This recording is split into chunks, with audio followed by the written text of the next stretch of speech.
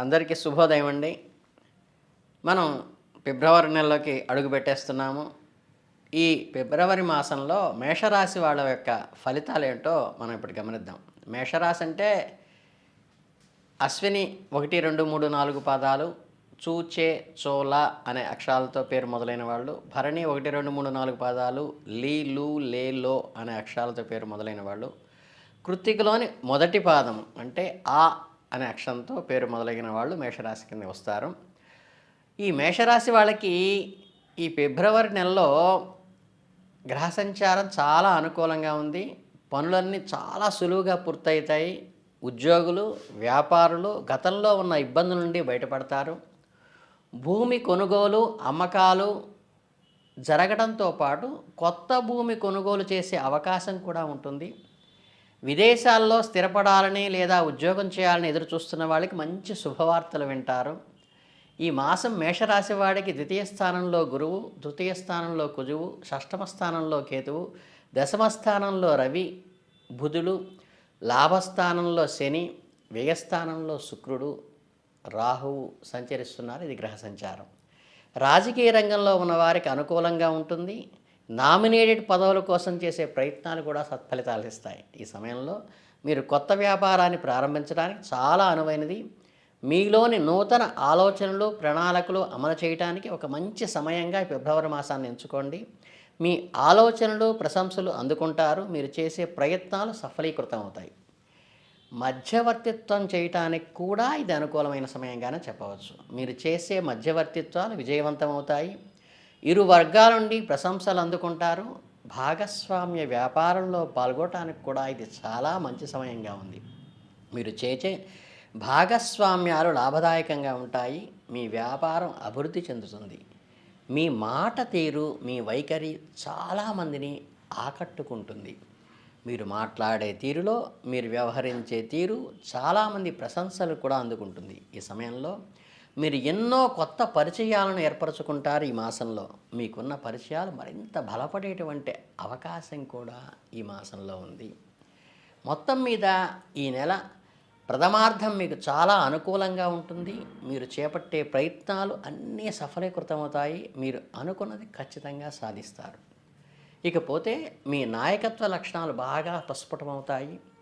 మీ నేతృత్వంలో కొన్ని ఇన్స్టిట్యూషన్స్, వ్యాపార సంస్థలు విజయవంతంగా నడుస్తాయి. ఇది మీకు ఎంతో సంతృప్తిని, గర్వాన్ని కూడా కలిగించేటువంటి విషయం.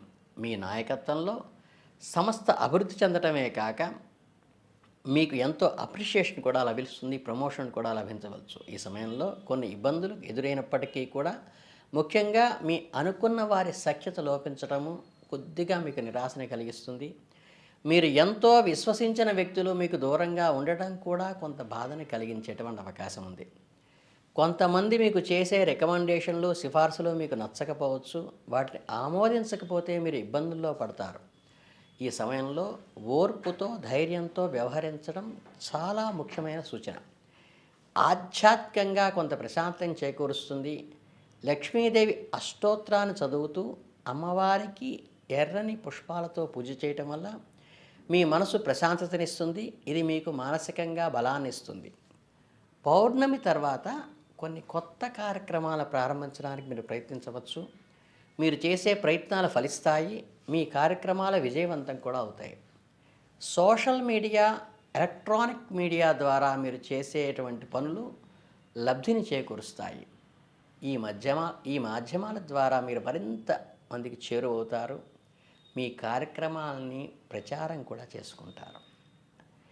ఓవరాల్గా చూస్తే ఏంటంటే కొన్ని సవాళ్లను, కొన్ని అవకాశాలను ఈ నెల అందిస్తుంది. మీరు ధైర్యంతో ముందుకు సాగితే విజయం మిమ్మల్నే వరిస్తుంది. మీరు కాస్త జాగ్రత్తగా ఉండాలి. ముఖ్యంగా కోపతాపాలకు దూరంగా ఉండటం చాలా ముఖ్యం.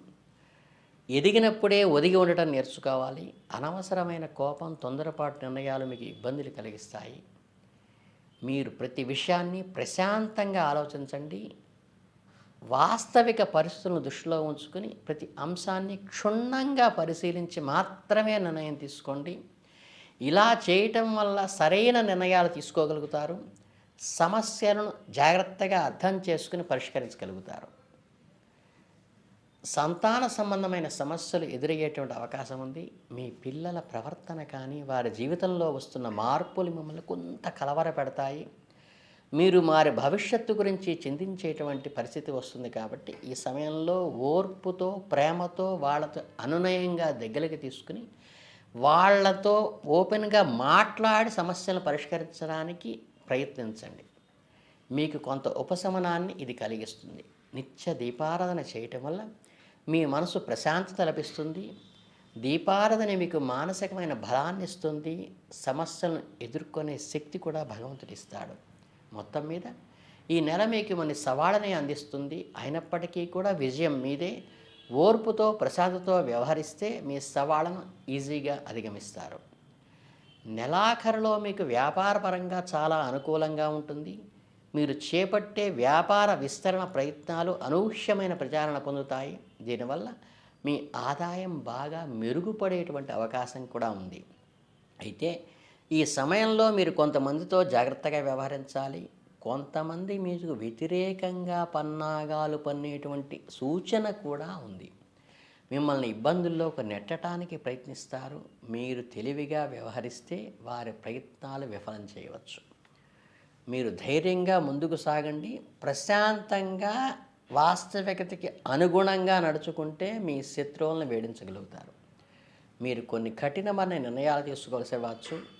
కొంతమందిని కటకటాల వెనక్కి పంపే ప్రయత్నాలు చేయవలసి రావచ్చు. అయితే మీరు న్యాయం, ధర్మం వైపు నిలబడటం మంచిది. మీ నిర్ణయాలు సఫలీకృతం కావటానికి భగవంతుడు అప్పుడు అనుకూలిస్తాడు. దీర్ఘకాలిక ప్రణాళికలు చేసుకోవడానికి ప్రయత్నించండి. ప్రణాళికల ద్వారా అంతంత మాత్రం ఫలితాలే అందుతున్నట్లే అనిపించినప్పటికీ కూడా మీకు తక్షణ ఫలితాలనిచ్చే ప్రణాళికపై దృష్టి పెట్టడం మంచిది. మీరు చేయాలనుకున్న పని సక్రమంగా పూర్తి చేయగలుగుతారు. మీరు చేసే ప్రయత్నాలు ఫలిస్తాయి. అనుకున్న లక్ష్యాలను చేరుకుంటారు. దీనివల్ల మీకు మంచి ప్రయోజనాలు చేకూరుతాయి. మొత్తం మీద ఈ నెల 4వ వారంలో మీకు కొన్ని సవాళ్లను, కొన్ని అవకాశాలను అందించింది. మీరు ధైర్యంగా, తెలివిగా వ్యవహరిస్తే మీరు ఖచ్చితంగా విజయం సాధిస్తారు. ఈ నెలలో మెరుగైన ఫలితాలు పొందాలంటే నవగ్రహ స్తోత్రాన్ని చేసుకోండి. గోశాలలో గ్రాసం గడ్డిని దానంగా ఇవ్వండి. గో పూజ చేయటానికంటే కూడా గోవుకి గ్రాసం ఇవ్వటం అనేది అత్యంత సత్ఫలితాలను ఇస్తుంది. కాబట్టి మీరు ఆ పని చేయండి. ఏదన్నా చీడపీడలుగా అనిపిస్తే గోపంచితాన్ని తీసుకొచ్చి ఇంట్లో చల్లుకుంటే సరిపోతుంది. ఇంతకు మించి మీకు ఎటువంటి పరిష్కారాలు అక్కర్లేదు. ఈ దిగ్విజయంగా మంచి అనుకూలమైన వాతావరణంలో ఉన్నటువంటి ఫిబ్రవరి మాసాన్ని మీరు సద్వినియోగం చేసుకుంటే మంచి ఉన్నత స్థితికి ఎదుగుతారని మనస్ఫూర్తిగా కోరుకుంటూ ధన్యవాదాలు.